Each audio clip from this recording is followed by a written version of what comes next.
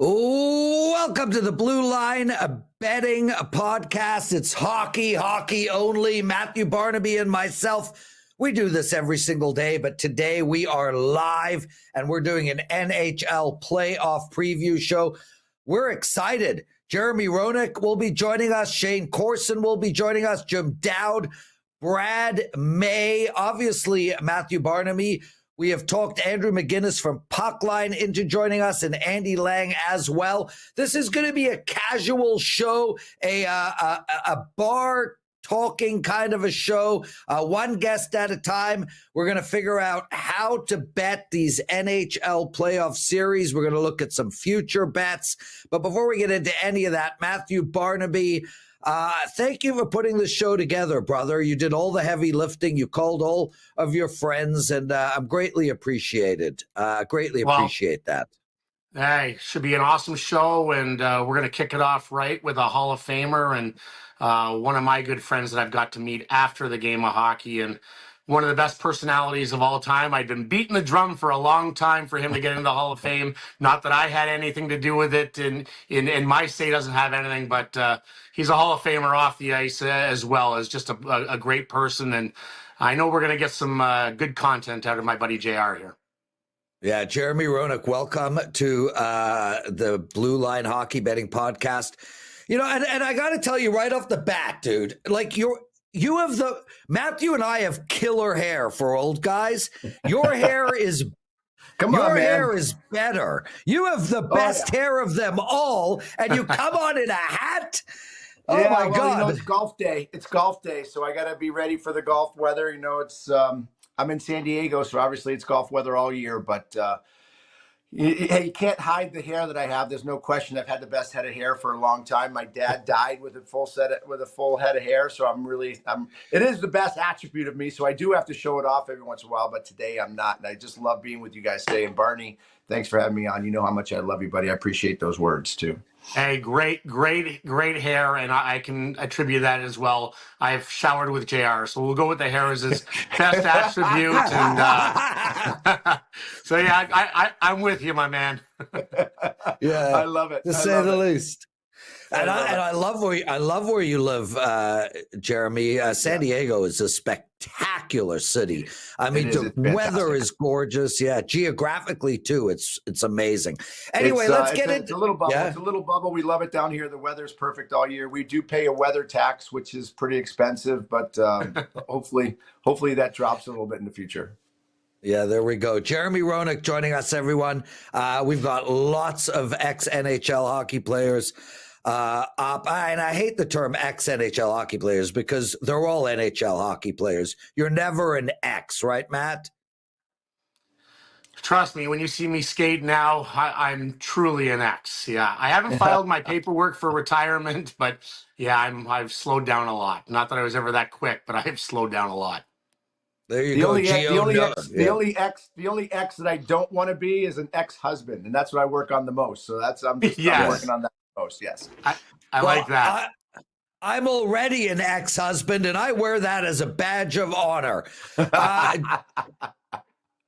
Jeremy Roenick, let's talk some NHL betting, and let's start right off the bat. And just to let everybody know, we're going to go through a lot of these series over and over again because each guest is going to be asked, and so it's not like we're going to do this one shot at a time. So Jeremy, let's start with you, and let's start with the Battle of Ontario. Toronto minus anywhere from minus 170 to minus 190 to beat Ottawa. And, obviously this Ottawa team is pesky, led by Kachuk. They're going to be a tough out. Do you think Toronto gets it done? And is there value at such a big line of minus, call it 180? Well, I think it's a very good bet, and I think for a couple reasons. I can see the line being where it is because Toronto hasn't beaten Ottawa since 2023. I mean, that's a big problem. Not only is that a big problem for the psyche of the Toronto Maple Leafs and, again, for nerves situation, not to mention that their fans are so excited about this year. I think they see a different brand of hockey team in this year's Toronto Maple Leafs. I think they're going in with more grit. They're going in with more toughness. They're going in with better goal scoring, and they're going in with possibly a little better goaltending. But however, they're playing a team that has been their nemesis. They're playing a team and obviously right down the road from them that is going in with no pressure. And they could be the spoilers, and they're a good team. They have offense. They have a good very, very good goaltender, and there is a possibility for an upset. But I just think Toronto's going to be ready. They've had so many bad years of first round bad luck. I mean, one in 20 years of first rounds, and that just does not go well. I really think that Toronto is going to make it a little easier of this series than maybe most would think, and I think they win in 5. Guys, at the end of the show, Matthew, myself, and Andrew McInnis will go down every single series again and give our opinion. But Matthew, I'm going to ask you here: is there a Craig Berube factor involved compared to a Sheldon Keefe? Because I'll tell you, he looks mean, he looks tough, he looks like a guy you don't want to mess with. And he's already got one with a team that doesn't have the skill that is in Toronto. Is Craig Berube a factor in this series? Listen, coaching is very important. We know that. Jeremy knows that. But listen, this is a player's game. You have to make adjustments in game. I think Travis Green has done an incredible job with the Ottawa Senators as well. So they're a much better defensive team in Ottawa.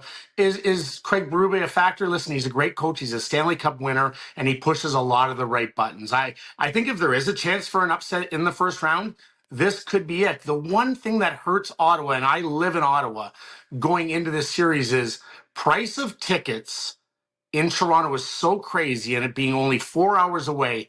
How many Ottawa Senators fans will be selling their tickets to Toronto faithful? How big a building will it be in Toronto's favor, even when they come to Ottawa? Because being in the playoffs, Jeremy knows, I know, there's nothing better than skating out onto your home ice with your fans and the white towels ringing it around. So that's the part that concerns me for the Ottawa Senators. Not that they aren't going to be able to battle through it, because they battle through it when they play Toronto in the regular season. They battle through it when they play the Montreal Canadiens in the regular season. But come playoff time, that's a big one. I want to ask Jeremy something just in the first round. If he sees an upset, if there is one in the 8 series, what would it be?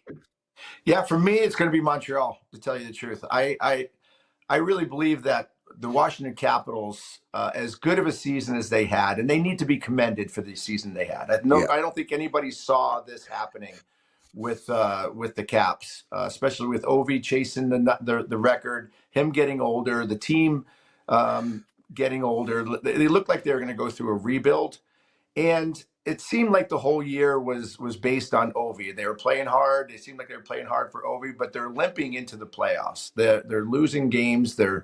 I think they're going up against a team that's very young, youthful, really excited that they made the playoffs. And again, a building where Barney, you just said buildings are important in playoffs. Going into that Montreal Forum or Montreal building, I still call it the Forum.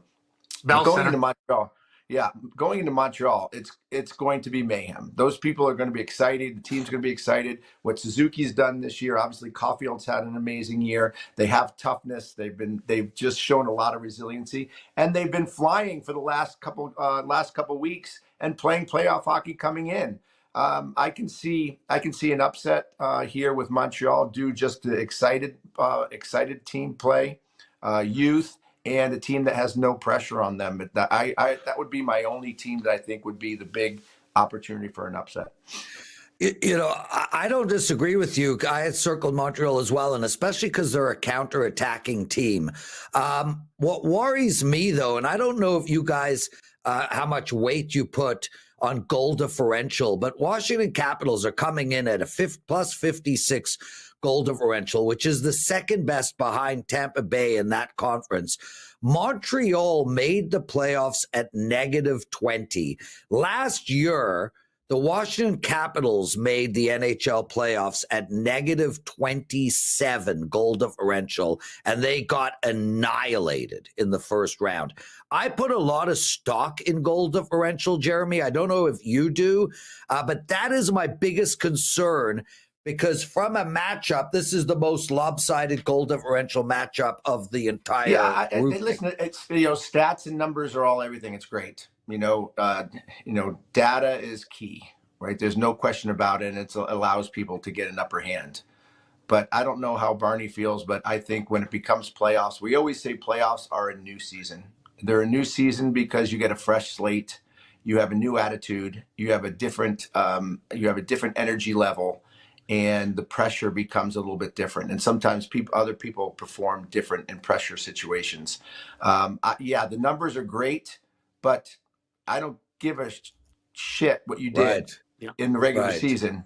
Playoffs become a different animal, and it comes down to who wants it more. And when I see a young, energetic, vibrant, very probably calm Montreal Canadiens with no pressure, I think again those stats, you can throw those stats out the window. Every one of these teams, all 16, believe that they can win the first round. They believe that they can win a Stanley Cup, and that's just the psyche. I've told you, Prez, over and over again. That's just the psyche of a professional athlete, that you believe that you're better than the guy across from you. You believe that you're a better team. Can Montreal keep up in 4-3 games? Might be tough. If they're going to win games, it's going to have to be 2-1, 3-2. Montembeault is probably going to have to be the best player, and Suzuki has to regain his form that he was all year long. So it's a tough task. But yes, goal differential, I think going in, it just shows that Washington can score at the end of the day. They can score a lot of goals, and they had Strome and Wilson have career years. Can they continue that in the postseason? Yeah, no, I agree. Jeremy, I can't thank you enough for doing this. Real quick, Winnipeg Jets, how far do you think they can go, and who do you think is going to win it all? Well, they have the best goaltender, so that's number one. It's going to be a key. That's a key in the playoffs, is having a goaltender that backstops your team all the way. You're not going to win a Stanley Cup without having a hot goaltender. And if you're going to put odds on goaltenders, obviously Hellebuck would be that guy. They're getting great goal scoring from Connor Scheifele. I don't know what's going on with Ehlers right now, but the team is really strong. Morrissey's awesome. This is a team that has just pretty much cruised through the whole year, and they've been very, very consistent all year. I don't see St. Louis having any chance against Winnipeg, even though they had a good last month and a half, but they did lose 3 out of the last 4 coming in, and I think they're coming in a little shaky. And then they're going to go up into that building where it's going to be a whiteout. I mean, it's going to be. I think St. Louis gets smoked. Loopy 2, ask Roenick if throwing a big hit feels better than scoring a goal. No chance. At times, yes. Well, I tell you, the way that I hit Kelly Kissio in 1993 was way better than the way my 500th goal scored going off the glass. That's for sure. But there's not a better feeling than feeling somebody's head just disintegrate into your shoulder. It's a pretty cool feeling. JR, I'm gonna give you a quick rapid fire. You picked Toronto. I have them in 6, but I'm gonna go through yours. Washington, Montreal. Montreal, I think, goes in 6. Okay, Florida, Tampa Bay. I think Tampa is going to win a close one in 7. New Jersey, Carolina. Carolina takes care of Jersey in 5. LA, Edmonton. This is a crazy one. Unfortunately, we're going to see the 2 best players in the league probably go out early. I'm going to say LA in 6. Colorado, Dallas. Dallas is hurting. They got a lot of injuries, and I think the best team at the trade deadline, without question, was Colorado. They have the best group down the middle, and obviously having Devon Taves and McCarr in the back end, they got strong goaltending with the wood wall. And then you have this, I believe, probably the second best player in the world in McInnis. I don't think Dallas has a chance. I'm going to take Colorado in 5. You got Winnipeg. I'm guessing you have them in 5. So Vegas, Mini, last one. I think Mindy's going to give Vegas a little bit more of a challenge than I think Vegas is going to win because their D are strong, their goaltender's strong, they have good offense. They probably move the puck better than any team in the National Hockey League. They're the best puck possession team in the National Hockey League, in my opinion. And Minnesota doesn't have the horses. Plus, Kaprizov's been hurt a lot of the year. I'm going to go with Vegas in 6. Hall of Famer, what's your Stanley Cup prediction? Who wins? Colorado versus Tampa, and I think it's going to be Colorado. Jeremy Roenick, everyone, and a lot of people like Tampa Bay. That is for sure. And Tampa's going to have that same problem if they play Toronto. It costs less money to fly to Tampa and get tickets for a Toronto fan than it does to drive downtown. So, Jeremy, I can't thank you enough for doing this, man. What a privilege, what a pleasure. Yeah, unbelievable. And I hope we get a chance to see you again. Enjoy the playoffs, and more importantly, enjoy your round of golf today. Hey, everyone listen to Stars and Stripes, his podcast with Tim Peel. Yes. Absolutely awesome as well. Thanks, guys. I love you guys. Thanks, dude. Cheers, buddy. Be good. Thanks, Take care. Barney. Jeremy See you Roenick. guys. Bye-bye. Jeremy Roenick, everyone. Check his podcast out. He's one of the most colorful, likable characters that has ever been. I mean, I think Muhammad Ali probably shaped his personality around Jeremy. Those two for a dinner would be fun. Add Daniel Negreanu, and you wouldn't get a word in edgewise, Matthew. Just sit there quiet. JR is the best, man. He's an awesome dude. Yeah, no, and I agree with him on the Montreal-Washington thoughts, because I was obviously looking deep into this, and I was trying to say, okay, what's the biggest potential upset out there? And this Montreal team can definitely do it. And Andrew McInnis is a huge fan of theirs. We'll talk to him about it soon. We've still got Shane Corson to come. We got Brad May to come. We got Jim Dowd to come, Andrew McInnis. But right now we're bringing Andy Lang on. Andy freaking Lang, my man. What is happening over there? So some of the scariest words in production are, we're going from Jeremy Roenick to Andy Lang. You can hear the people tuning out. Listen, I gotta be honest. I was a little starstruck. We got Jeremy Roenick, we got Matt Barnaby, but I'm not starstruck by them. Prez, second place in your poker tournament. I am in the midst of greatness, my friend. Oh yeah, Matt, you look. Prez's head is getting bigger. You can actually see the head getting bigger and bigger and bigger. No, it's exciting, guys. As the head gets bigger, the neck gets smaller. Yeah. No, it's NHL playoffs, guys. I'm so excited. So excited. Yeah. It's the best playoffs. I have always said I will watch NHL playoffs over NFL, over NBA, over MLB. It is not even close. Best playoff. You're right. It isn't even close. It's not close. It's the best playoffs. And Matthew, let's just really quick about this. How injured are the guys as the playoffs progress? Because I know in basketball, I think if they get a bruise on their inner calf, they sit for a week. How bad does it get for these guys? Atrocious. I mean, when you see the stuff that guys go through, the cortisone shots, the pills that they have to take, the ice bags, I mean, it's nonstop. And listen, you're close to dead if you can't play in a game. That's essentially, if you're an everydayer, it's broken bones unless it's just feasible or a torn knee.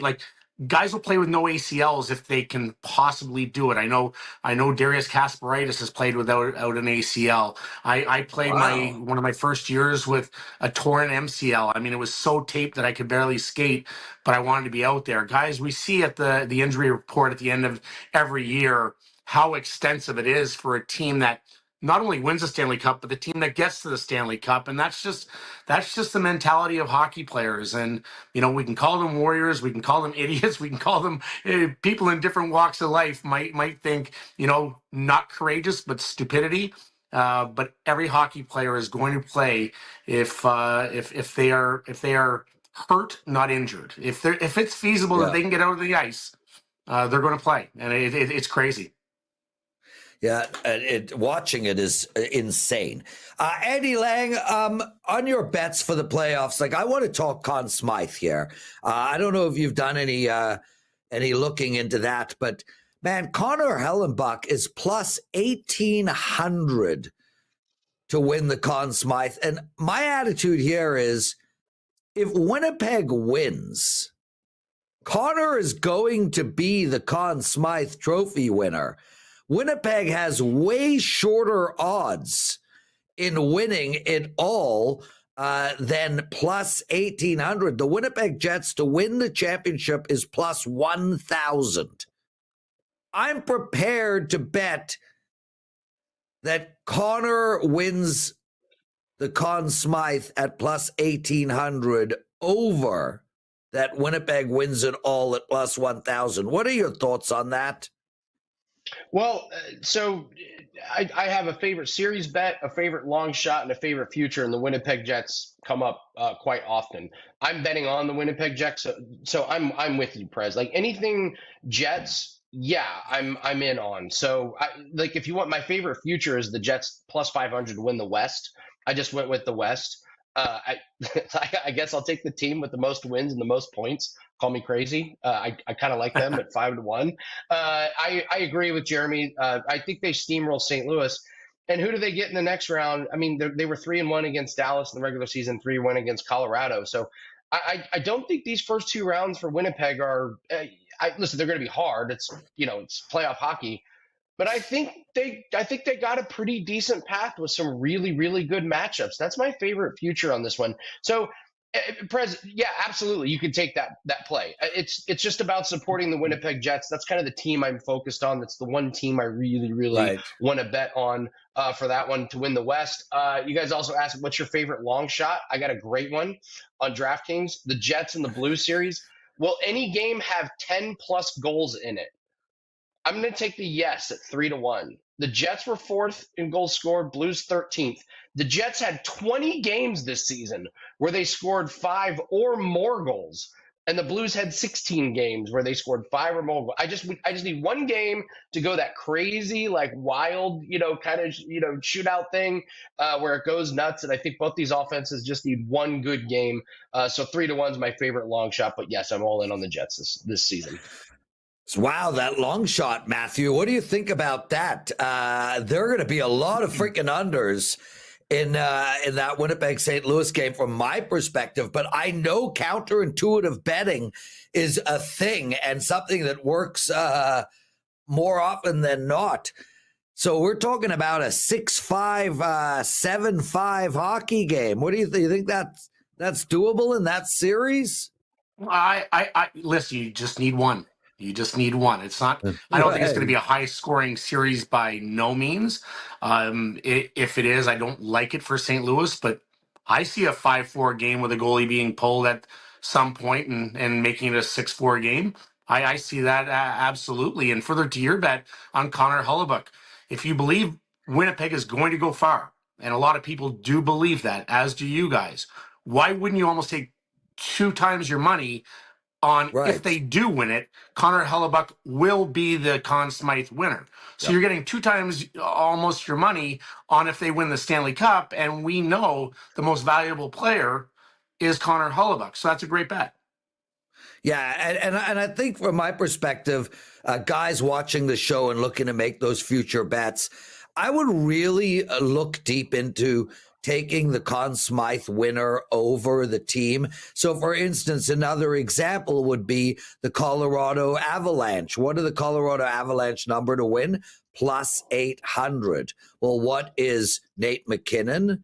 Plus 1,300. So you're going to get plus 500 more. And my belief is if Colorado wins, Nate McKinnon will likely be the Conn Smythe Trophy winner. However, that is not as good a bet as taking the goalie, because there is a greater chance the goalie will be the Conn Smythe winner. We never know. Cale Makar or the goaltender in Colorado could end up stepping up and having a monster and being better than Nate McKinnon and winning the Conn Smythe.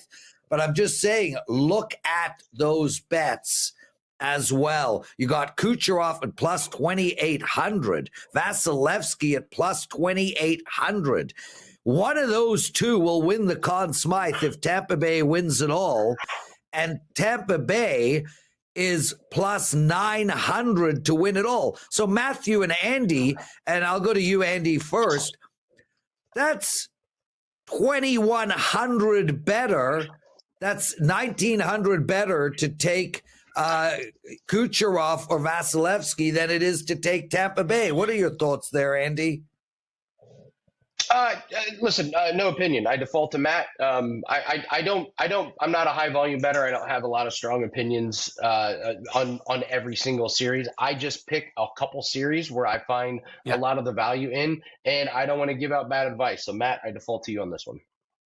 Again, it goes back. If you think Tampa Bay is your Stanley Cup champion, then probably one of those guys. They play the most, and Vasilevsky's been unbelievable. Our Art Ross Trophy winner is Kucherov, and again, that one of those two probably in the end are your Conn Smythe winners. So it's just about value over picking a team to win. Listen, I have Cale Makar to win. I think Colorado has a great chance of winning a Stanley Cup here. I think the West, there's some beast teams. Winnipeg is great. Colorado's great. Dallas is banged up. LA Edmonton series is going to be really tough, and Vegas has a good team that's won before. So, it's who you think is going to win the Stanley Cup, and essentially you pick one of two players essentially per team. Right. And just a quick mention, Andrew McInnis popped onto Slack and just told me he'll be joining us later. Cale Makar won the Conn Smythe the last time Colorado won the Stanley Cup. I think they will factor that in. So if it's even between him and Nate, I think Nate gets it. Andy Lang, you have given we got Shane Corson waiting in the wings. Everybody stay with us. And also, guys, hit that like button. All of you people watching the show, please take a second and hit that like button. Andy, you gave us a future bet. You gave us a long shot. What's your favorite series bet? I'm going head-to-head against Jeremy here. I don't believe in Montreal in the slightest. My favorite series bet is the Capitals minus 1.5 games. You get this about minus 140. Washington 2-1 this season against Montreal, and their loss was in overtime. Could have easily been a 3-0 sweep. Washington second in goals scored per game, Montreal 17th. Washington ninth in goals allowed per game, Montreal 22nd. I just think Washington has the best player in this series. So Montreal, great story. They got a bright future, but in this series, I think it's Washington all day. I'll take them minus 1.5 games. Andy Lang, everybody. Andy, we'll see you on Monday on the Blue Line. Guys, Andy is an incredible bettor. Check him out over at WagerTalk.com. Matt, Shane Corson is coming on. Why don't you introduce him? He's your pal. One of my favorite human beings in the whole world. Great head of hair. Obviously a great player, but better guy. Course, my man. Welcome to the Blue Line podcast. Thanks for having me on, buddy. Appreciate you guys having me. You're an amazing dude. Hey, I wanted to get right into it. Toronto, Ottawa, Battle of Ontario. What's that, buddy? So I hated playing against you, but then I got to know you after hockey, and you're one of the greatest people I've ever met, bud. Well, wait, Shane. Firstly, Shane, what a privilege for me. Thank you for doing this. I've had the chance to hang out with your brother-in-law, Darcy, many times, and he seems to be one of the nicest freaking guys out there. I just wanted to throw that out in case he's watching. Shane, why is it that all of these pugilists are so well liked? Like all of them. Like why? How did that happen? Well, I'm not sure why Barney likes me, but I know we have big hearts. We care about it. We care about people, and we care about doing the right thing. And I think hockey's taught us to be good people. I mean, most of the people you've met in hockey, Barney, you know that. Most of the guys are great guys, and they come from great families and small towns, and they just try to treat people right. And we're lucky. We respect the fact that we got to play a game we love to play, and we feel privileged and lucky, and we try to treat people the way they should be treated. Of course, obviously the first round, we know there's crazy surprises, and the first round a lot of times is the best as people are coming in full of piss and vinegar. They're reasonably healthy, even though they've played 82 games. But we know the further you go on in the playoffs, the injuries start to mount up. I don't want all your picks. I want to talk Battle of Ontario. You are a Maple Leaf. You know how important, you know the pressure cooker that it is in Toronto. You live there. Battle of Ontario, Ottawa finally back in the playoffs. They faced Toronto, and they've had a lot of good luck against Toronto in the past. But just talk about that series, that rivalry, and just what it's like coming to Ottawa when you have so many fans that are Toronto Maple Leaf fans in the building and not Senator fans. Well, to be honest, I'm really happy Ottawa's back in the playoffs, and happy for Greeny. He's a good friend of mine who I play with him in Toronto here, and I knew he'd be a great coach. So I'm happy for him to be back in the playoffs in Ottawa. But to have that rivalry with Toronto and Ottawa playing in the first round here, it's going to be amazing for both cities, both teams, but most importantly, most for the fans. I remember playing in the Battle of Ontario series, and just incredible. They were like wars, and both teams just laid it all out in the line, and it was just a lot of fun. It's the way hockey was meant to be played, and we really enjoyed playing in those series. And obviously, after the series was over, it was pretty sore. But I just think it's good for hockey too. I think it's great for hockey that both teams are in the playoffs and they're playing head-to-head in the first round. And like I said, most importantly, it's great for the fans, and it's going to be a lot of fun. It's going to be exciting. Where do you think it's going to go here, Shane? You think it's going 7 games? You think Toronto, with the being a little bit more veteran in the spot, is going to get their act together and put this down in 5? How do you think this is going to play out? Okay, I hate guessing about that. I know that there's always surprises, and both teams are great young teams playing well going into the playoffs. It's going to be exciting, like I said. Obviously Toronto being in the playoffs the last few years, I think you learn from being in the playoffs, as Barney knows. Experience is a big part of it, and I think they've learned from different things that they've went through over their playoff experiences. And like you said, Ottawa's just new back to the playoffs. But I hate to guess how long it's going to go. I just think it's going to be a great series. It's going to be a hard-fought series, and both teams are well coached. Greeny's a great coach, and Berube, I love the way Berube coaches. I think he's really helped the Toronto team here in Toronto, and show them the way it is to play to win hockey games and to win and most importantly in the playoffs. So I just think it's going to be a great series. Hopefully, and obviously I'd love to see Toronto come out on top, and I think they have the team that can do it this year. I think they've improved defensively, and they've added some players that are really going to help them play a better brand of hockey in the playoffs. So I'm excited to see it, and like I said, it's going to be a great series. Of course, is Stolarz the biggest difference going into the playoffs? I don't want to blame goaltending in the past, but obviously it's always been a question mark. Stolarz has a 926, which is incredible numbers. I mean, Dominic Hasek had 937 one year when he won a Hart Trophy. So 926 is a pretty remarkable number when you go in. Is that the biggest difference in this team, or is it overall team defense from what you've seen? I agree with you, Barney, totally. And we both know from playing and winning in the playoffs that it comes down to goaltending. You've named one of the greatest goalies, Hasek. He's one of the greatest ever. He could win a series on his own. So, and I played with Patrick Roy and Cujo and Fierzy and Belfour, and I can name a few more. But they're just, they can win series on their own. So it comes down to, I've always said that playoffs come down to goaltending and staying healthy, and who has the deepest team. But yeah, Stolarz has played great. And the good thing about Toronto is if something were to happen to him, because they have had some injuries in that with Wall and Stolarz, they're both good goalies. They can both play. They've both done a great job. But Stolarz has been outstanding. They brought him in. He's been incredible and played well. And I do think, though, that team defenses overall is better. I think Berube's taught him that you have to play good in three areas of the rink, and that's in your defensive zone, neutral zone, and offensive zone. I think it's important you play well in all 3 zones to win hockey games in the playoffs, especially. But I agree with you totally, Barney, that Stolarz has done an unbelievable job and been great for the Toronto Maple Leafs. Yeah, and we're coming in where I say I'm a Leaf fanatic, Shane, so I bleed blue. And it's not a we because I'm not involved, but I am going on Tuesday night if either of you are going to be there. Their defense is heavy, and I think that bodes well, especially if they do have to play against somebody like Florida. I mean, this is a large blue line, to say the least. Shane, do you see? Yeah, go ahead. I agree with you totally. I mean, I think that's what I mean by they added players. I think they added some size and guys that know how to play and will compete in the defensive zone in front of their net. And Tanev and McCabe, hopefully they're both healthy for the playoffs. But they've added some guys that I like even up front. They've added a couple bigger guys up front too. So I totally agree with you. They got some size and some grit now that can compete with the guys like the Tkachuk guys and the one in Ottawa. He's a beast too. So they needed to do that, and they've done that. And then Berube's taught them the right way to play.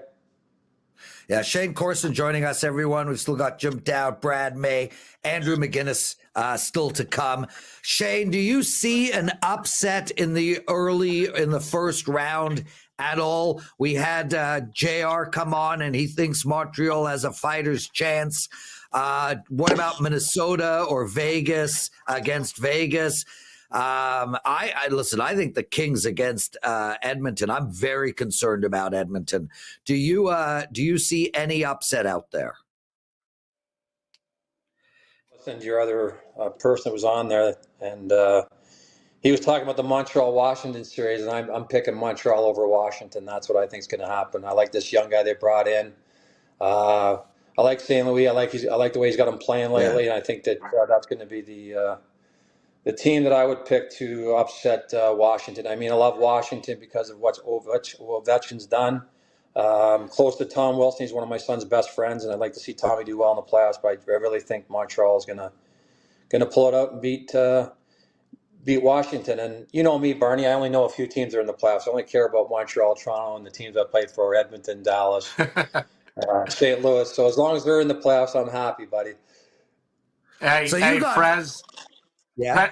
Prez, before we let Course go, I love you, buddy, but we were in Edmonton. First of all, are you going to be in Edmonton next week? I don't think I'm going to be there, Barney. I wish I was going to be there with you, buddy. I had a lot of fun with you. Hey, Prez, last time we were there and Edmonton was in the playoffs, I wore Course's jersey out, and I taped a C onto the jersey because he should have been the captain. Yeah, we had a time. Barney. We had a time. We had a great time, Barney. With Barney, it's always a good time. Yeah. I'm learning that, Shane. I am. What I need to do at some point is golf and party with this guy. But I am learning 100%. it. 100%. Yeah. You like Tuxie? Tuxie's a great guy. Tuxie's a great guy, and I love him. He's my brother-in-law. But if you want to have a good time and enjoy yourself, you got to get together with Barney for sure on the golf course. Yeah. Love you, Course. Thank you. Thanks, buddy. Love you guys too. Thanks for having me, boys. Yeah, I really appreciate it. Matthew. Cheers, guys. Matthew, so when it comes to playoff time, you look at a team like Florida. Is Toronto missing the Reinhardts, the Bennetts, the Tkachuks? Is that more important than skill at this stage? This hard nose, back check, fork check, beat the shit out of people, stick them, hook them, hack them, twist them. Is that what teams like Toronto and Edmonton are missing? It's not more important. You need skill. You need the Wayne Gretzkys. You need the Sidney Crosbys. You need the Connor McDavids, the Nathan McKinnons. But do you need grit? Do you need the Tkachuks? Absolutely. It's a different game. There's no game. You watch NFL football, and I love NFL football. You can't tell the difference between Week 5 in the NFL and the Super Bowl. It's the exact same game. Right. You watch Game 5 of the NHL, and you watch Game 7 or 5 of the Stanley Cup Final. It doesn't even look like the same sport. It's completely different. And yeah, that's why you always see guys that'll come out of nowhere and have 13 goals in a playoff run, or be that X factor in a playoff run. And it might not be one of the best players, but certainly when you have a Tkachuk that plays 20 minutes a night and plays the way he does. Now Brad Marchand added to the mix, the way that he plays. Sam Bennett, the way that he plays. Now you have a different dynamic to your team than just a skilled team. You look at Edmonton, they are a skilled team. Evander Kane was a good addition. Zach Hyman is a great addition to that team. That's kind of what you're looking for. When you look at the Toronto Maple Leafs, now you have a guy like Max Domi in the last coming years. Those are important pieces to Stanley Cup champion teams. You need the Mitch Marners. You need the Austin Matthews. Yes, but you need integral parts of your teams. And when we have Jimmy Dowd on, ask him about the crash line and Yeah. Oh, we just lost Matthew.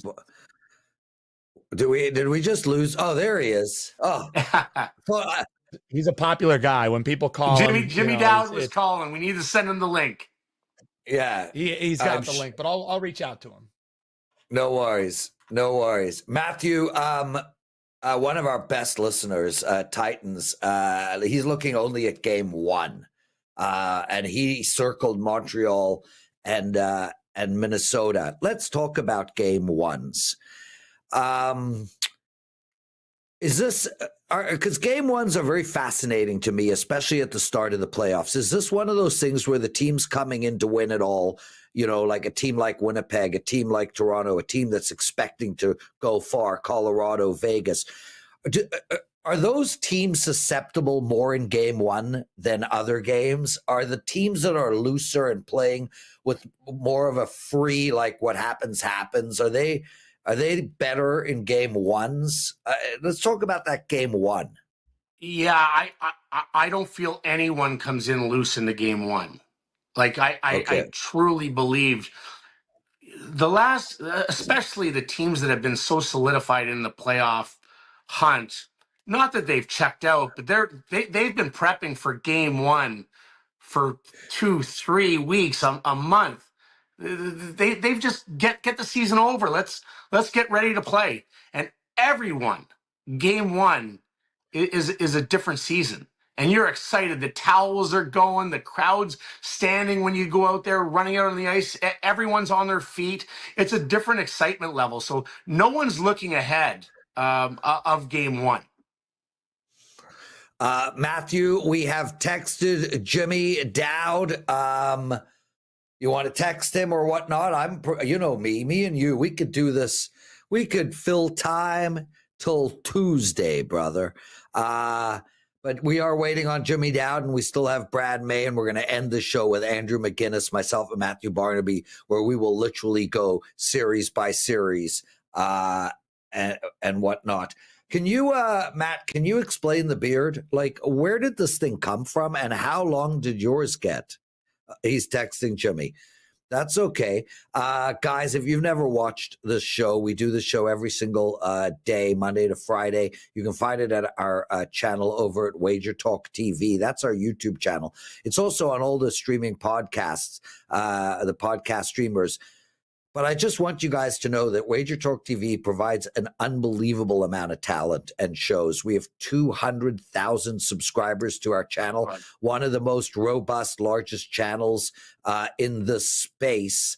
And we have shows on every single sport. We have an incredible baseball show. We have an incredible basketball show. I do a show every day at 12 o'clock Eastern called Wager Talk Today.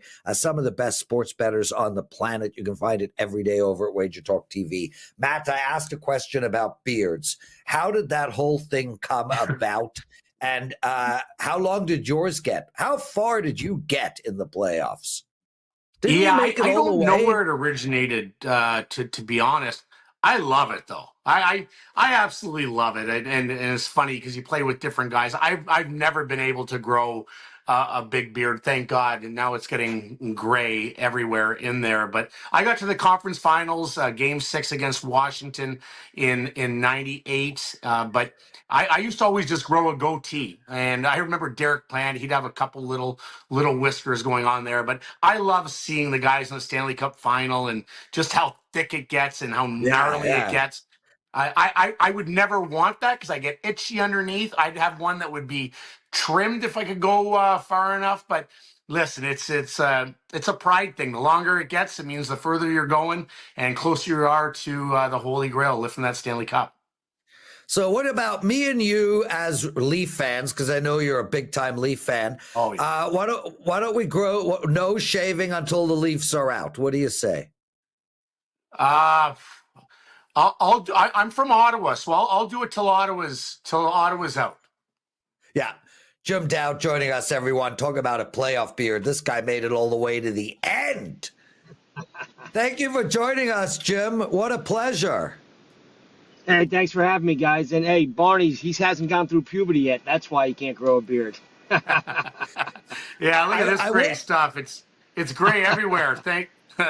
Stanley Cup champion Jim Dowd. I love you. First of all, I love watching your Facebook posts and Instagram with your kids and going to Penn State, Arizona State. Pretty awesome year for you as a family. Yeah, unbelievable. Like I said, my oldest son, Jimmy Jr., just finished up at Penn State. What a run they had going to the Frozen Four. My younger guy, he's a sophomore at ASU, and I don't know if me and you would have made it out at ASU, Barney. He loves it. He's a skateboarder, surfer type of kid playing hockey at ASU. It's insane out there. Yeah, I never made a curfew when we were staying close to Tempe, near the college. I remember a couple times guys are like, "Okay, it's 11 o'clock." I'm like, it's okay. I can do this 8-minute thing pretty easy. So Jim, I got a quick question about naming your son after yourself, because Scottie Pippen Jr. plays for Memphis, and I was thinking to myself, Scottie Pippen was probably really proud of his own career and his name, and he loves his name so much he handed it to his son. Now his son is playing in the NBA. Isn't he sitting there thinking, hey, wait a minute, I'm Scottie Pippen. Damn it, I shouldn't have named him after me. I don't know. You know what? I was named after my Uncle Jimmy. My father's the youngest of 11, 10 boys, 1 girl. And I don't know, my wife and I guess we always said if we had a boy right off the bat, we named him Jimmy Jr. So, and it's pretty funny that every time they talk about him, it's Jimmy Dowd Jr. You know what I mean? So, that's a great name, though. Well, hey, I have a Matthew. I have a Matthew Barnaby Jr. as well, and my wife's Italian, so you always name it after the dad, and that's just the way it is. Her brother's a Frank Jr. because her dad's name is Frank, and my son plays hockey over in France, and for the first time ever this year, on the back of his jersey, it actually said Barnaby Jr. Wow. That's looks great, weird, right? Yup, we got 2 Italian wives, so I know how that goes. Yeah, these two eat well, that's for sure. Jim, what do you look? We got the playoffs starting. I'm going to ask you right off the bat: is there an underdog that you think can get out of the first round? Both JR and Shane really like the Montreal Canadiens. I don't consider the Kings. I don't consider the Kings a big underdog, but I think the Kings are very live here to get out of the first round. Does any underdog jump out at you? Is it Ottawa? Who is it? Well, one in the East, I said Montreal right off the bat. There's something going on there, and I think they can get by the Capitals. And you know what? I'm going to pick out at West. People might think I'm crazy, but Jim Montgomery's going to have the St. Louis Blues humming, and they were pretty hot there the last month of the season. And I could see, the Jets won the President's Trophy. We all know how that goes.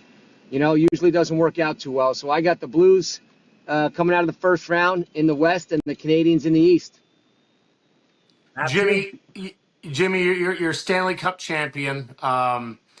You live in New Jersey. Two-part question. Break down that New Jersey Carolina series in short, and what you see, what New Jersey has to do to beat a Carolina team, a team that can score. And we were talking before you came on, just depth of teams. You need your Connor McDavid's, your Sidney Crosby's, but so many times you see an unsung hero, or Florida Panthers have the Kachucks and Brad Marchands and Sam Bennett. Guys, role players, but also very skilled, but play that physical style. And the deeper you go, how much physicality plays into it. So from your perspective, being a Stanley Cup, going that far, how important is that for a team to have? And then the New Jersey ties that you have to that team. Oh, it's probably the most thing is your depth. You know, you need guys that aren't even in the line. Do have some guys that are, you know, maybe a healthy scratch for a game. They're trying to wake them up to come in and get the job done. And that the Devils Carolina series. I mean, guys, Carolina for the last 5 years has been on the cusp of doing something special, and their jersey's nemesis. And the Devils without Jack Hughes, that's a big hole to fill. They got Hamilton coming back, but they're going to need some serious goaltending, and they're going to need to stay out of the box. They can't take any more than 2 penalties a game. They got to manage the blue line, the puck at both blue lines, and get some serious goaltending to get by the Hurricanes. Matt, anything?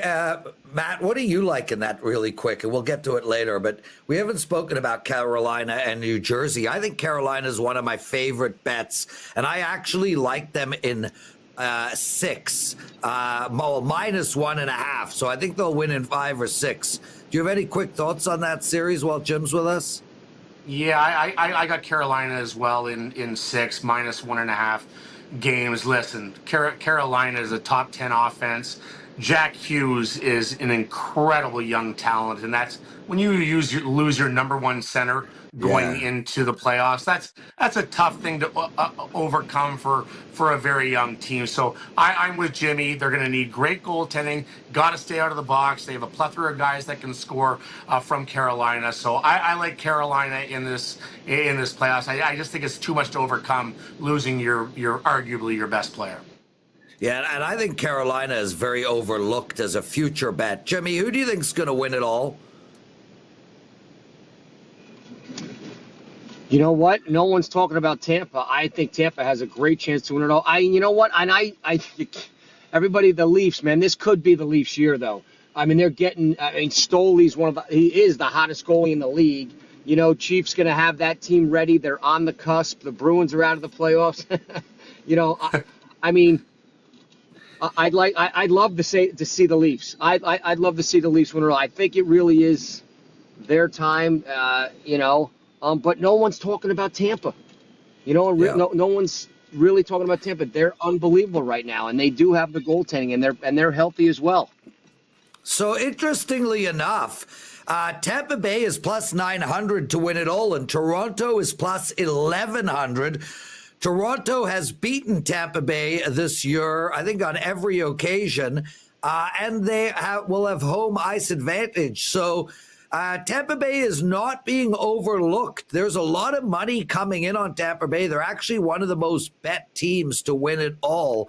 And it's so fascinating to me because, you know, Washington is +1100. Toronto is +1100.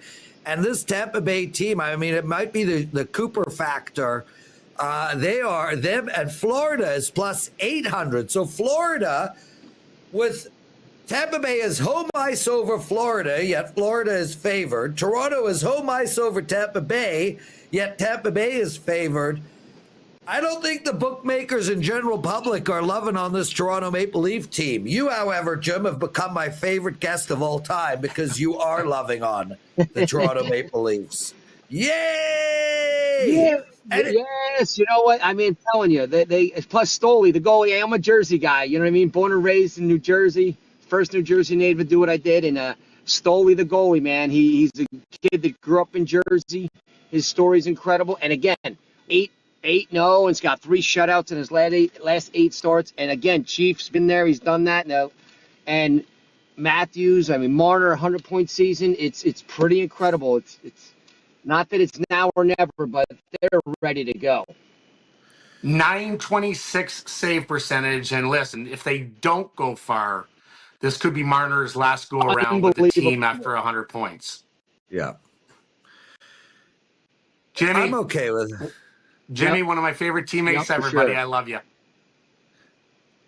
Yeah. Thanks for having me on, man. Great. Yeah, Jimmy, thank you for doing this. I want to. This is just so awesome, Matthew. I mean, Jesus, Wayne Gretzky coming up next, everybody. Yeah, my brother is very close with Wayne. They Zoom, they talk. Yeah, so Jimmy Dowd, what a player. Yeah. Loves teaching the youth. He's got two good young players. I remember when we played together in Chicago in 05 after the lockout. I was line mates with him, and man, we hit it off right away.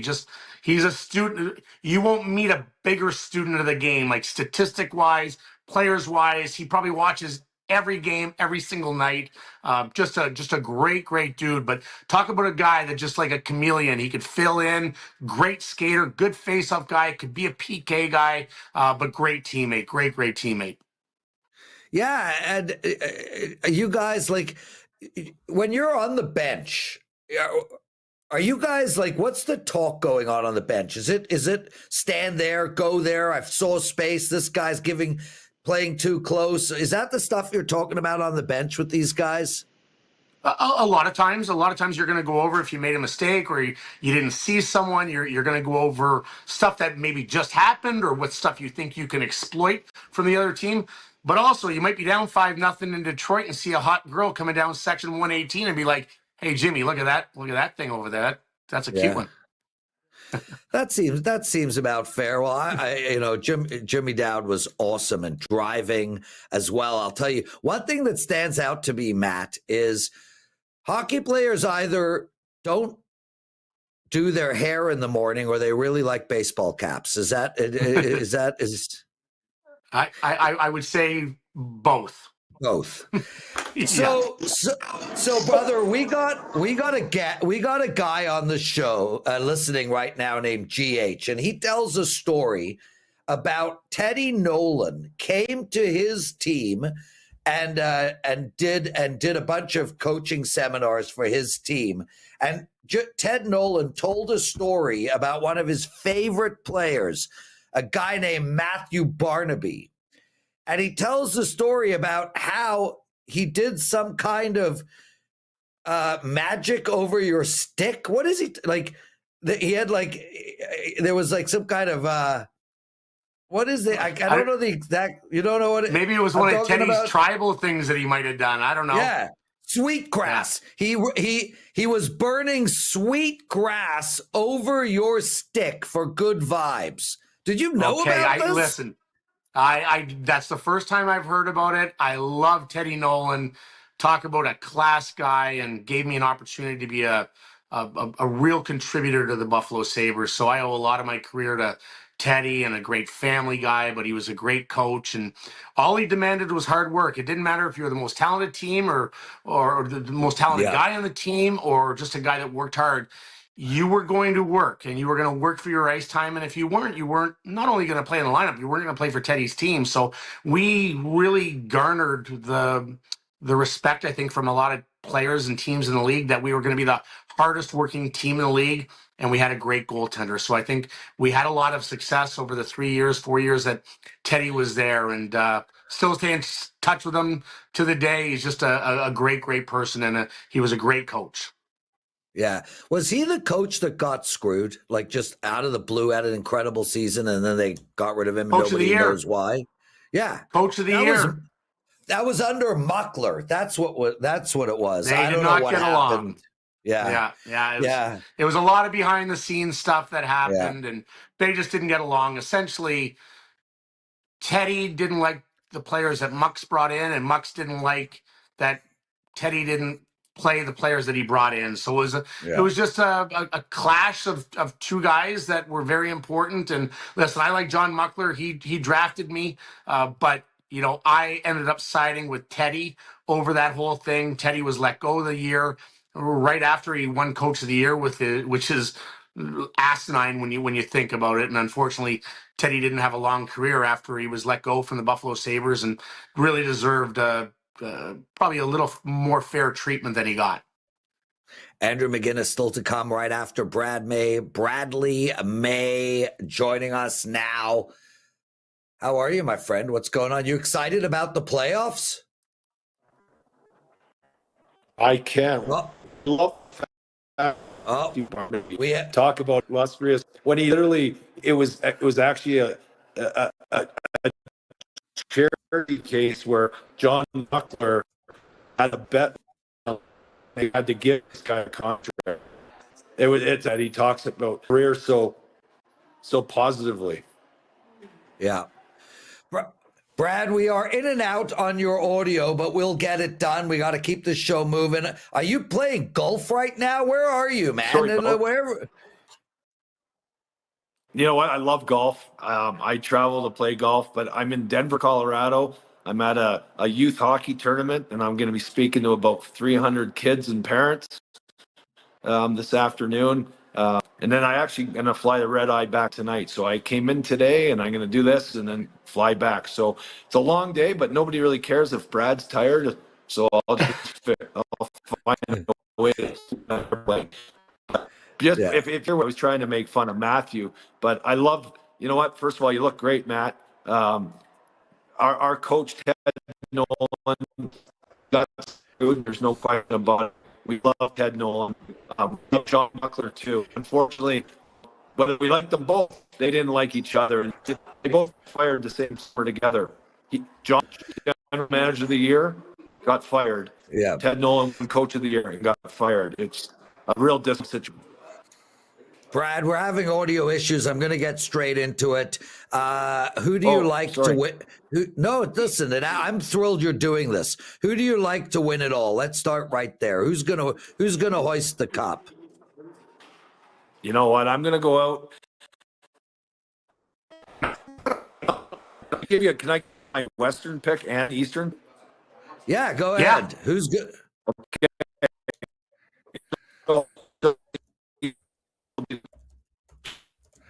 Okay, guys, we can't hear Brad. We can't hear you at all. Yeah. Brad, just text. Okay, I'll be right back. Okay, Brad's going to move around, Matthew. We got Andrew McInnis coming, and me and you and Andrew are going to go down every single series, and I'm pumped about it. I'm so excited about the playoffs starting, Matt. I cannot begin to tell you. I'm even going to wear my Leaf shirt to the poker tournament on Sunday. I got a Matthews and a Tavares. Matthew, which one should I wear? You pick.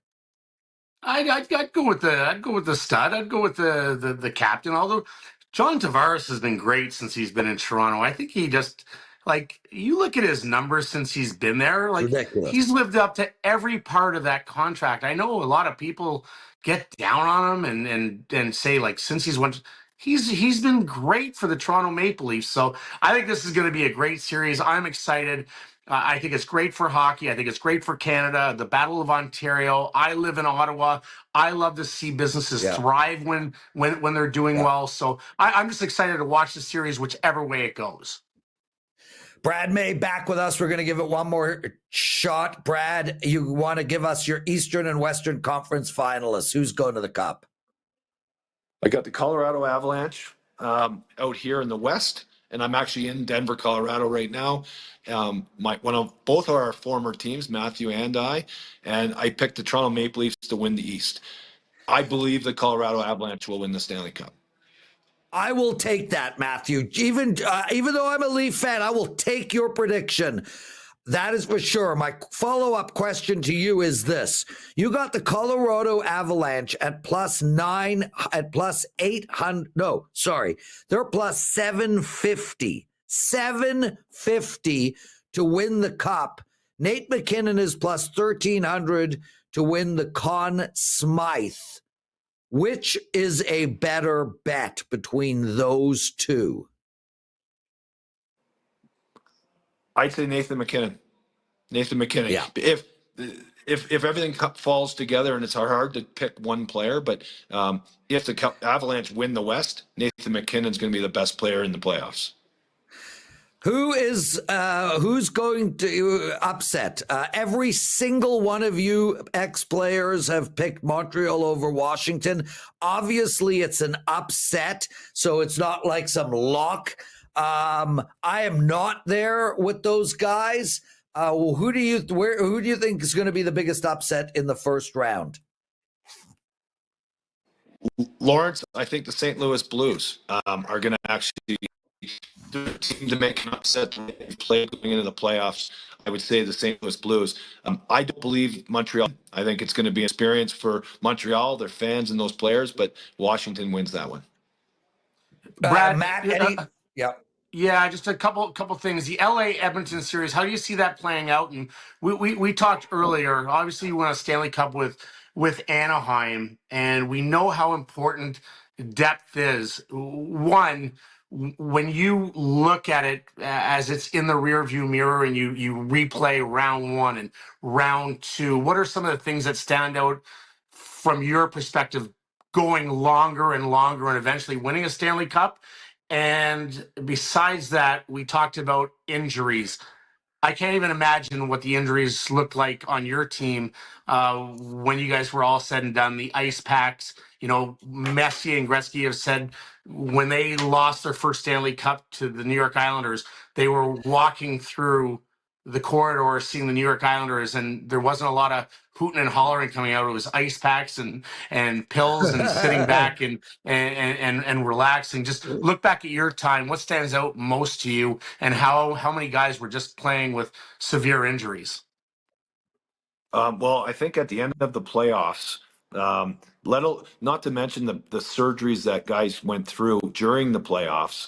We had a couple guys that, hernias.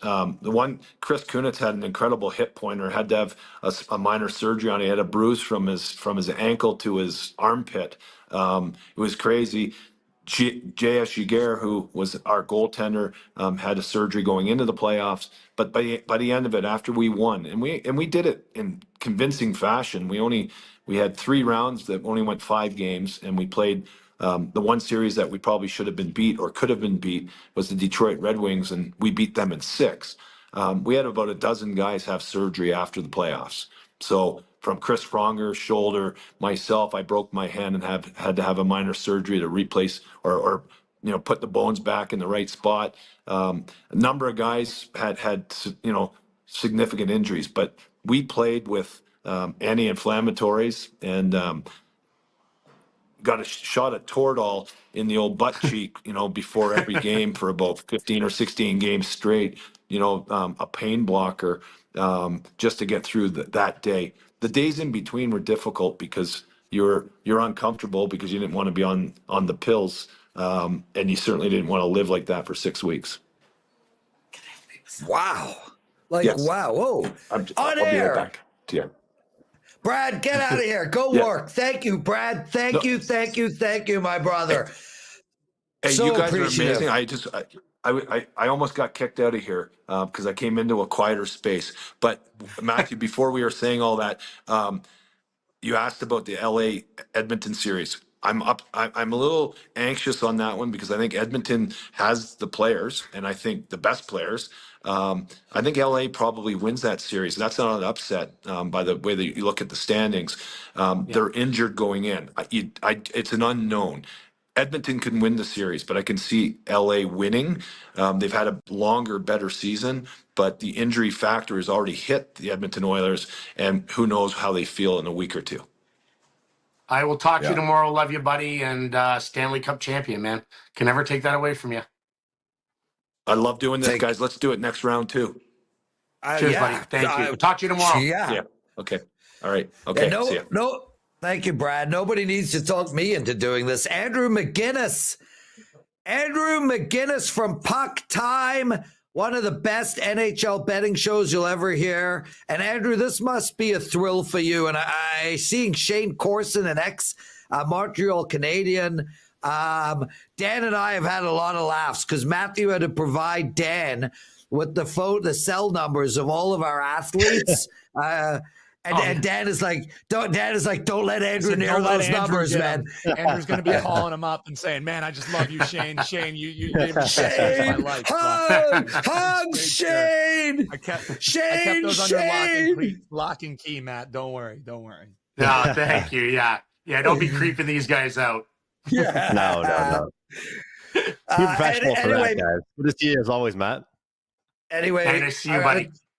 I got to tell you, Matthew, just really quick about Andrew. So I thought I was the number one most profitable expert in betting at WagerTalk up until about 2 hours ago.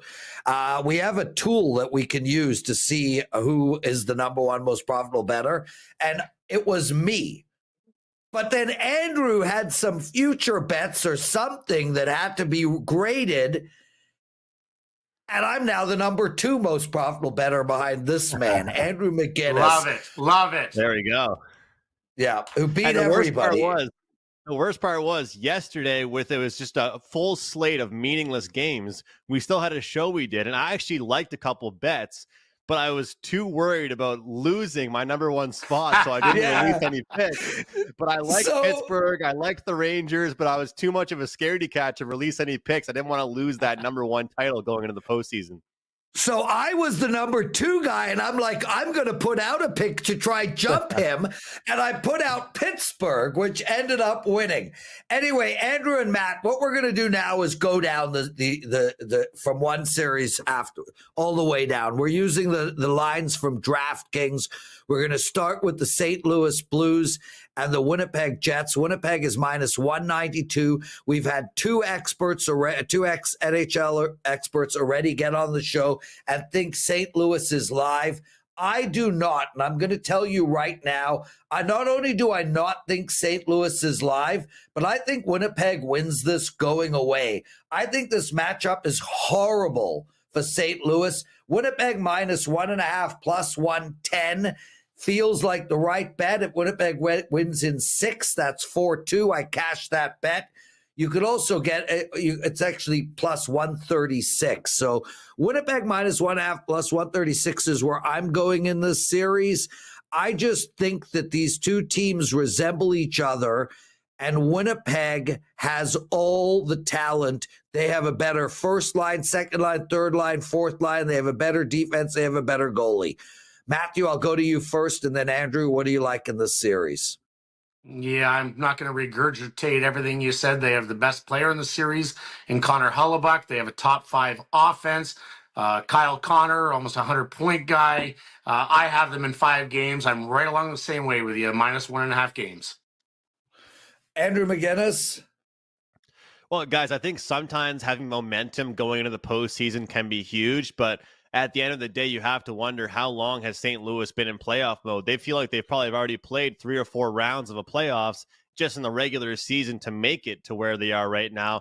And I know the whole President's Trophy curse can be there, but I think as far as Winnipeg is concerned, they needed to come at this top seed to avoid playing a Vegas, to avoid playing one of these top teams, because that's what's happened to them the last several years, playing these top teams in the first round. And so I think it really helps them out. I put a parlay together, 2 teams, Carolina and Winnipeg, at plus 130 to both win their first round matchups. I don't love doing too many of the minus 1.5 games because you don't know how many games can go 6 or 7 and how many are going to go deep. So Carolina and Winnipeg plus 130 both to win. I do think we see Winnipeg take this one in 5 or 6. And of course, guys, the 2 goaltenders that were in the finals of the Four Nations tournament, Binnington and Hellebuyck. Everyone's talking about Hellebuyck, but Binnington as well. I got a bet I like quite a bit. Plus 370 for one game in this series to go to overtime. I think low-scoring games have more potential to go to overtime. I think at least one game goes to overtime in this series. Andrew McInnis with unearthing a gem. Matthew, that sounds like a really reasonable bet to me. I'm jumping on that one. I agree. I think it's going to be a low-scoring series for the most part. So I love that. I love that one. Yeah. Well done, Andrew. Let's go to Colorado and Dallas. And again, I'll start Colorado minus 135 at DraftKings in the first game. And in the series, this Colorado team in the series, I've messed up and don't have my sheet in front of me. Where are they in the series? They're plus 750 to win it all, and they're plus 155 in the series. Okay, so bottom line here is I like Colorado to win this series. And without Heiskanen, Dallas is a mess right now. They are injured. Ottinger is not playing well. Defensively, they are susceptible. With that said, minus 155 is too much. I'm going to pass here, but I do like Colorado coming out of the series. Andrew, I'll go to you first. Guys, I've got 13-1 with Colorado at WagerTalk as a future to win the Stanley Cup. So I'm already riding with Colorado. But again, we talk about a team maybe coming in hot to start to go into the playoffs, but a team coming in cold can be real tough because Dallas had so much hype going into this season. It seemed like Dallas was kind of a lot of people's favorite team to win after going through it for so many years, losing in the conference finals. As you guys know, teams have to go through it. You can't just make the playoffs and kind of make the Stanley Cup. You have to lose in the first round, lose in the second round, lose in the conference finals. Well, Dallas has gone through all of that. But I just think that sometimes a team can make too many moves and it's not good for the team. But I love all the moves that Colorado made. I mean, I think Natchez has fit in really well, but down the middle, McKinnon, Nelson, Coyle, and Drury, that's a really, really, really deep four centermen. And when you got four centermen like that, then you throw in guys like Taves and Makar on the blue line. But the biggest thing I'll say, I might be the president of the Mackenzie Blackwood fan club. And I think, guys, nobody gave Blackwood credit because he's played on bad teams. I think the Devils were okay, I guess, when he was there. But you go from a guy playing on San Jose Sharks, anybody's going to look bad playing on the Sharks. I think Blackwood gives the edge. If they didn't go and pick up a goaltender, I would not be cheering for Colorado and picking them here. But that, to me, kind of cancels out Ottinger. And not to mention, they played Jason Robertson in a meaningless game yesterday or 2 days ago. He is now listed week to week. He will miss potentially the first 2 games of the series. What a mess. For them. Brutal loss. Yeah. Matthew? Yeah, brutal loss. Brutal loss. You go in cold. Team's not playing well. Ottinger hasn't been playing well. No Heiskanen, no Robertson. I'm with you on Blackwood. They signed him to an extension after 4 games. They're like, okay, everyone's going to talk about his inexperience and maybe not having experience in the playoffs. But listen, he's playing on a very good team. I love the Colorado Avalanche, love the moves that they made. I've been banging this drum since the trade deadline that I think they're the best team in the Western Conference. I think they win this in 5 or 6 games. So I have no problem laying the minus 155 on Colorado here because I'm a true believer in this team. Yeah, guys, Carolina, and this is a team we have really not spoken about a lot. They are minus 245 against the Devils. The Devils are plus 200. You can get Carolina minus 1.5 at minus 115. That is an incredible bet from my perspective. New Jersey's missing Jack Hughes. That is such a massive loss. But more importantly, this Carolina team, and in speaking to what Andrew was speaking about, you got to win, you got to get knocked out in the first round, in the second round, in the third round before you win it all. Carolina is coming in under the radar here. This Carolina team, from a futures perspective, they are plus 900. I think this is a good hockey team, a veteran hockey team, a team with incredible leadership, a team that is deep. I think they lack great goaltending, but against New Jersey, they're going to get it done. I like the minus 1.5. They're going to win in 6 or less. Andrew, what do you think? I'll keep this one short and simple, guys. My play on this series is going to be the Hurricanes to win game 1 and win the series at minus 110. You get rid of that garbage price and you turn it into a nice minus 110. Of course, you have to win that first game. I already have that parlay on the Hurricanes and the Jets to both win their series. I just think this Hurricanes team is deeper. They play better shutdown defense, and no Hughes, is very tough for them. So everyone's counting them out because they lost Natchez, they lost Rantanen, but they still have a pretty good team, and I expect them to do well. Minus 110, win the game 1 and win the series. Andrew, I'll tell you what I love about that bet, Matthew. If Carolina wins that bet, you've got a plus 500 on the other side. So that is another Andrew McInnis unearthing freaking Matthew. Andrew is laying it down. He's like Shane Corson, who, Jeremy Roenick, what, Brad May, where? I'm freaking Andrew McInnis. Okay. Yeah, well, his name isn't Jeremy Roenick. It's Roenick. So that's first and foremost. I'll give you a 10-1 odds. You can't spell most of these names, but I'm with you game 1. I'm jumping on your bet. I like that at home. New Jersey's a great defensive team, but without Jack Hughes, your number 1 center going into the playoffs, they don't stand a chance against the Carolina Hurricanes. I have them in a parlay with the Colorado Avalanche. So Carolina's a top 10 offense without Natchez even in there, and obviously the debacle with Rantanen. It's still a very good hockey team. They can score. Man, they scored last night, even though they lost the game to Ottawa with about 9 different guys that had never played in the NHL before. So this is a good hockey team, especially at home. New Jersey doesn't stand a chance in this series. Andrew, you got a question? Matt, I wanted to ask you, for in your opinion, everybody says a lot of times that home ice advantage has kind of gone away. And I know from a betting perspective, a lot of people like to actually bet the road team because of the value. I got a few teams, and of course the Hurricanes are one of them that I still respect the home ice. And I'm a Canadiens fan. They got the crowd and stuff. But who would you say are 2 teams that you value their home ice the most in the playoffs right now? I think Montreal is by far and away. It's a great building. When we used to go to Philadelphia, it was a different era, right? So, I think toughness played into it. There's no more intimidation going into a different rink in the physical nature of it. But Montreal will always be the number one place to have home ice advantage. It's awesome. Another place is Edmonton. Edmonton and Vegas. Vegas is a tough place to play on the road. So I still value home ice because I know I loved playing in front of my home fans. It didn't bother me to go on the road, but did we have a sense of confidence at home more than on the road? Absolutely. People don't take, I don't think, it for granted. But you definitely love skating onto that ice with your fans, with the towels. It's just a different atmosphere. But it's also nice to be on the road and not have the pressure and kind of play spoiler. But Montreal is a very, very different place than any other place of the other 32 franchises. Guys, we got about another 10 more minutes or so left. Andrew McInnis and Matthew Barnaby joining us. You're watching the Blue Line Hockey Betting Podcast. And if you like what Andrew has to say, and I think you should, you can see him every day at 11 a.m. Eastern live on Puck Time. He does it with Carmine Bianco. I come on that show once a week as well. So you can check Andrew out there. Let's keep the show moving, guys. Minus 170 for the Toronto Maple Leafs.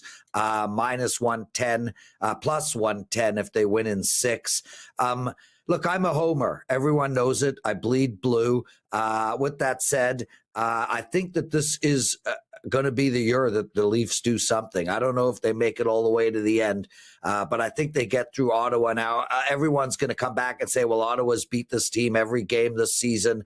They haven't beat Ottawa since 2023. They have not played a meaningful game against Ottawa in a decade. So every time the Leafs play Ottawa, it would be the equivalent of a Bugatti racing against a Volkswagen. The Bugatti doesn't care. Well, now the Bugatti cares. Toronto is going to win the series. That's how I feel. I'm betting it. And yes, I'm a homer. Minus 170. That's one of the best bets on the board from my perspective. I don't even think the series goes 7. Matthew? It's Volkswagen, not Volkswagen. I don't need your shit. First and you are foremost. wrong. You are wrong, Matthew. It is a German name. The Germans pronounce it We're not Wagen. German. Wagen. What's going on? You need some serious medication for what you're going through. Ottawa. Listen, they had 2 guys with roughly 60 points, and stood to them. Batherson, 21st in the league in goals for. They can't keep up with the Toronto Maple Leaf. Stolarz had a 926. If he falters a little bit or gets injured, Joseph Wall can step in. The only chance Ottawa has at winning this series is Ullmark plays the way he did all year long, and he has to even be better than that because they aren't going to be able to keep up scoring with the Toronto Maple Leafs. So I have Toronto winning this in 6. I hope Ottawa can push it to a Game 7, and it's an exciting series because I live in Ottawa. I love seeing bars and restaurants do well, and I love the excitement of the Battle Ontario being back. But I think the Toronto Maple Leafs are too good, and they're the best Toronto Maple Leafs teams I've seen go into the playoffs in at least the last 10 years. Andrew? all I hear about the Maple Leafs a lot of time in the playoffs is they got to get defense, they got to pick up defenders at the deadline, they got to get goaltending. But I feel like the biggest thing that they need to do is score goals, guys. The biggest thing, you look back at the series against the Bruins last year, these were the scores of the games: 2-1, 2-1, 2-1, 3-1, 3-2, and 4-2. For a team that has Austin Matthews, Mitch Marner, William Nylander, all these guys, they got to score goals. That's point blank period. So I agree with what Matthew said about Allmark and how he's going to have to shut those guys down. But I think the big guys have to be the big guys. They got to perform how they do in the regular season, in the playoffs, and can I prove that. But I think that the depth could be there. They need Matthew Nyes to keep doing what he's doing. They need Bobby McMahon and some of those secondary guys. They need Tavares, obviously, to keep doing what he's doing. But I think this series goes 6, regardless of who wins, plus 210. That's my bet here. I also think it could be advantageous to wait to bet the series price on after you see who wins game 1. Yeah, you can make a great decision point. on that. Because, guys, go ahead, Prez. Go ahead. No, great point, because Toronto always loses game 1. But sorry, you were saying? Well, I think it might be a different opinion a little bit, but I think, what Matthew said about Ottawa and Allmark, I actually think this series is going to correlate. If you like Ottawa, you play unders. If you like the Maple Leafs, you play overs. And it's nothing against Stolarz. Not that he only has like a period of playoff experience for himself. So we're talking about earlier when Roenick said throw the regular season numbers out the window. Well, you can throw those numbers out the window for Stolarz, I believe, too, because he's only played like a period of playoff hockey. I think the overs with the Leafs correlate and unders with the Senators. The Senators are going to try and grind it, be physical. The Maple Leafs added Scott Laughton. They have some physicality, don't get me wrong, but I think at the Leafs' best, they're going to play to the overs. And I think getting that division clinched, Prez, was so huge for them. Yeah. Not having to play one of those teams from Florida in the first round. Let's go to Vegas against Minnesota. I think Minnesota is the livest dog here. We spoke to everybody about what is the upset you think is going to happen. For me, I think the best upset bet in round 1 is Minnesota. And it's largely because I don't believe in this Vegas Golden Knights team. Like, I think they're deep. I think they're good. I don't think they're great. I don't think they're Colorado. I don't think they're Dallas. I don't think they're Winnipeg. And this Minnesota team has been sneaky good. Kaprizov is back. They got good goaltending, good scoring. Good defense. I think a lot of games are going to go under. I think it's going to be very, very tight. I would look to see how many games go to overtime as well. I think this is going to be a 7-game series, a hard-fought series. And at plus 170, Matthew, I'll go to you first. I think Minnesota is super live. I do not feel that way one bit. I think Minnesota is a bottom 10 offense in the league. I think Vegas, a lot of these guys have been there before. Vegas is a very tough place to play in the playoffs. Experience Eichel having his best year in the NHL to date. I like Vegas, and I like it in 5 games. Andrew? This one's tough because I think they're built so well, this Vegas team, and I just think they have such good leadership. They have such a good core, but I think that Minnesota has some young guys that can surprise people. They do have good goaltending. I don't mean to be Mr. Parlay here, guys, but I have another one, and it's plus 110. Plus 2.5 games for the Wild. Parlay with plus 2.5 games for the Habs. That takes you to plus 110. Just for both teams to keep it respectable. Just to keep it without getting embarrassed. Both the Habs and the Wild, plus 2.5 games in their series. What do you think of that bet, Matt? I like it.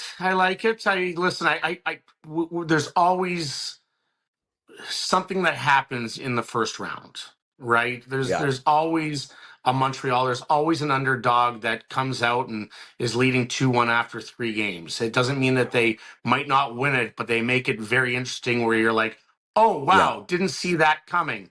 And listen, Montreal's a team that plays well defensively. They don't, besides Suzuki, I mean, they have Caulfield, but they don't have a plethora of guys that score. Minnesota grinds you to the bone. They get good goaltending. That's the way they win it. And that's usually how underdogs are going to try to lock up the likes of the Vegases and the Washingtons. Washington wants to trade punches with Montreal. They want to trade chances, and they will win.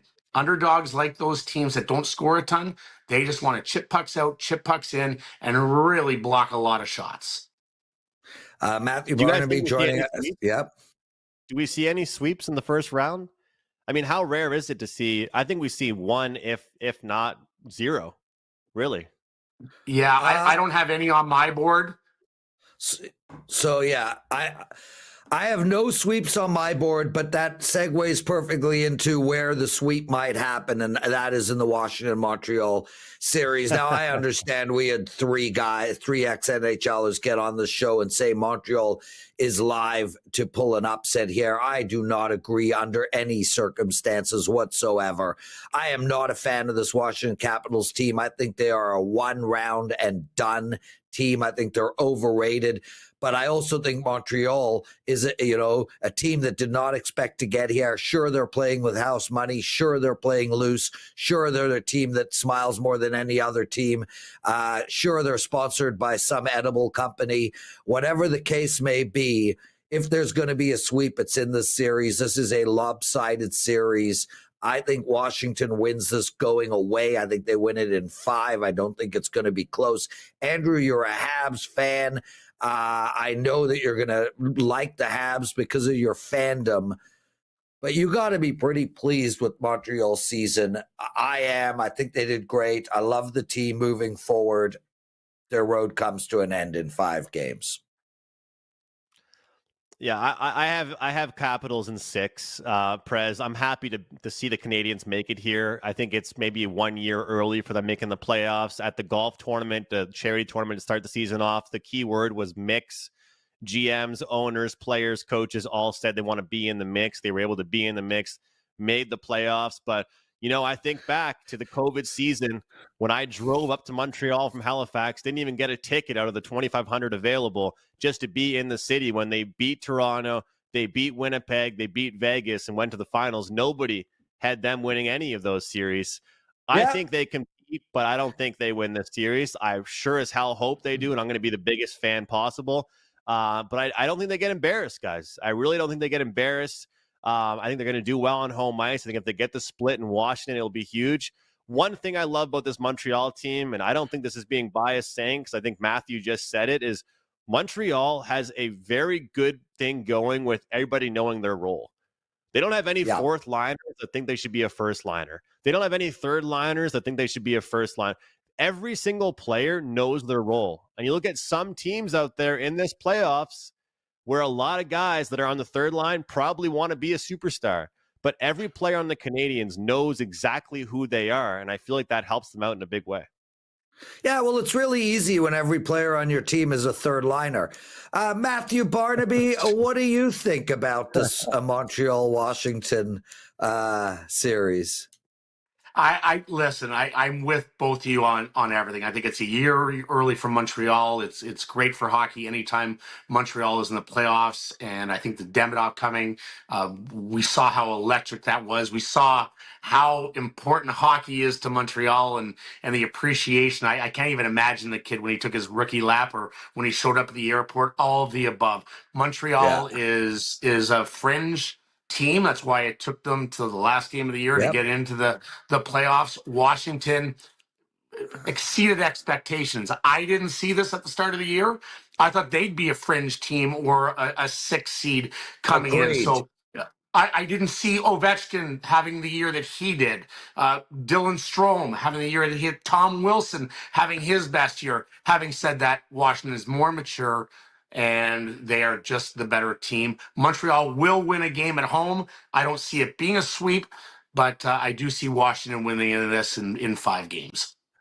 Guys, we got to get this going. LA Kings plus 115. I'm very worried about Edmonton. They're injured all over the place. I mean, all over the place. And missing Ekholm is massive, especially considering how heavy the Kings are. Ekholm's a big, big, big dude. He might even be able to beat Matthew Barnaby in his prime. Plus 115 for the Kings. I think that's a great bet. Edmonton has beat the Kings 3 years in a row. It's tough to beat a team 4 years in a row. I just made that up, but I'm assuming it's tough. But with that said, there's just too many injuries on Edmonton, and I don't believe in their goaltending one bit. Take the Kings plus 15. Matthew, you first. I'm with you. I think LA wins this. I think it might go 7 games, but they could end it in 6. I think no Ekholm's big. LA's a great defensive team against a great offensive team. I'll take the better defensive team, second in goals allowed. Give me the LA Kings. Andrew? Guys, I like the Kings as well, but it kind of worries me that nobody I see likes the Oilers these days. And that's always a problem with nobody. I did a fantasy playoff draft earlier this morning, and I think McDavid went like 8th overall in the draft. That's a problem, when that guy's going 8th overall in a playoff draft. But when I asked Matthew about the playoff home ice advantage, I know obviously maybe not for the crowd these days in LA compared to some other arenas, but I think as far as getting the last change is huge. As a Habs fan, I saw what Philip Deneau can do as far as defensive matchup responsibility. Quentin Byfield taking that next step, Kopitar, Fiala. I think they're ready, guys. So I think LA, the fact that game a couple days ago meant a lot to them, they get home ice in this one. I think it's one of the more big home ice advantages in the playoffs in the first round. We're all on the same page. I like Tampa Bay a lot here. Firstly, I think there's something missing in Florida. I don't know what it is. Maybe that changes now that all their teammates are coming back. They are obviously the Stanley Cup champ and they know how to do it, but it just doesn't feel like the same Florida team as we saw coming into the playoffs last year. And secondly, this Tampa Bay team is under the radar. Coops has this team playing lights out. Kucherov might be the best player in hockey right now. No offense to McKinnon or McDavid. Vasilevsky, we thought, Matthew, he was done. Then he's got the best goals against since January 1st. This team is playing great in every aspect. All 3 lines, goalie, defense, forward. Their power play is lights out. And I think that might be the factor. You got a heavy Florida team who hits and is dirty. There's going to be power plays for Tampa Bay. This series comes down to Tampa Bay's power play versus Florida's penalty kill. Tampa Bay gets it done, and they avenge their defeats to this Florida team over the last 3 years. I like Tampa Bay a lot. Andrew, you first. I like Tampa as well. I just think for Florida, there's too many pieces that were added. I think that they lost a lot of guys, and I think that when you look at the cohesion of this Tampa Bay team, getting Yanni Gourde back, having a guy like Cirelli play such a great 200-foot game. We saw it at the Four Nations. I think if Kucherov played on a Canadian team, and I think if he was maybe a little better with the media, he'd get even more love than he already gets. This guy's a superstar, Braden Point as well. And everyone's forgetting about the Michelin man with the extra big gear. Vasilevsky he got ranked by the players like number 4th goalie in the league. I don't buy that. I still think he's a great goalie, and this team's well rested. Give me the Lightning to get the job done, and I have them 12-1 with clients to win the cup. Barnaby? Great points, guys. Unbelievable points, but in the famous words of Lee Corso, not so fast. Not so fast. Tampa's been hot. Great power play. Yes, Vasilevsky, the last 3 months has been unbelievable. They are rolling on all cylinders. Listen, everyone's picking Tampa Bay. I am going Florida in 7. I think they find their stride. I think this team, now healthy going into the playoffs, this is going to be a great series. Listen, I love the Toronto-Ottawa series, but Florida-Tampa Bay, man, this is going to be a war. I got the Florida Panthers in 7 games. Guys, we're just about wrapping this up. Please like the show. Please subscribe to our channel. Please comment. If you're watching this on a streaming platform, please give us a positive review. I'm going to leave you guys with this. Now, I'm going to take the Toronto Maple Leafs out of the equation because I'm a homer. I believe the Eastern Conference winner will be the Carolina Hurricanes at plus 400. They're going to the Stanley Cup. I believe they will play the Winnipeg Jets. The Winnipeg Jets are plus 500 coming out of the West. I believe the champion is going to be the Winnipeg Jets at plus 1,000. I believe Connor Hellebuck will be the Conn Smythe winner at plus 1,800. That's where I stand. Andrew, I go to you first. I have to ride with the two futures I already have in. I got to go with Colorado against Tampa in the Stanley Cup final. Sometimes I think teams will add too many players and it won't work. I think Colorado added the perfect pieces, especially down the middle, especially in goal, that'll make things work for them. And I think that Tampa Bay on their side, as I just mentioned, I feel like they just have such great chemistry right down the middle. And I think their goaltender, for some reason these days, is being a little bit under talked about compared to the rest of the league. So I think they get the job done. And I think because McCarr won the Conn Smythe the first time around, I think this is the time for McKinnon.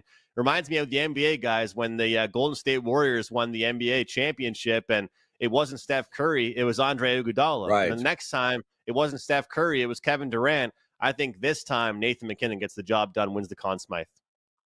Matthew? I'm going to keep it simple. I'm riding Florida, getting back there. I think I love the additions. And listen, they were already locked. They knew where they were going to be. They knew they were going to be playing Tampa Bay. I think that's going to be the hardest series for them in the Eastern Conference. I think they win the East, and I'm riding with Andrew. I got Colorado. I think the moves that they made, I think they're a very, very deep team, and I believe in Mackenzie Blackwood. So I have Colorado winning the West, eventually winning the Stanley Cup, Colorado Avalanche. There we go. What a show! And Andrew McInnis killed it. You guys can see him on Puck Time Live, 11 a.m. Eastern. Thank you to every single freaking person to join us today. Jeremy Roenick, Brad May, Jim Dowd, Shane Corson, Andrew McInnis, and Andy Lang. Matthew, this was almost 2 hours, dude. I had a freaking blast, man. Thank you. It was awesome. No, it was awesome. Thanks to the guys. Guys were awesome. Guys were great. And now let's make some money. Now let's let this playoff start. I can't wait. So Matthew and Andrew, are you still with us? Yes, yeah. Just want to say thanks a lot to both you guys for having me on. Really appreciate it. Yeah. So Matthew and Andrew, I'm going to throw something out at you guys. We can discuss it off air. You don't need to answer now. But I think we should combine Puck Time and the Blue Line every Friday during the playoffs. So we'll do this live at 1 p.m. Eastern every Friday moving forward as a combined show. And Matthew, see if you can get some guests. This was a freaking blast, bro. And Andrew, you slayed your segment. So let's talk about this off air, but that would be a great thing to do. Guys. Perfect.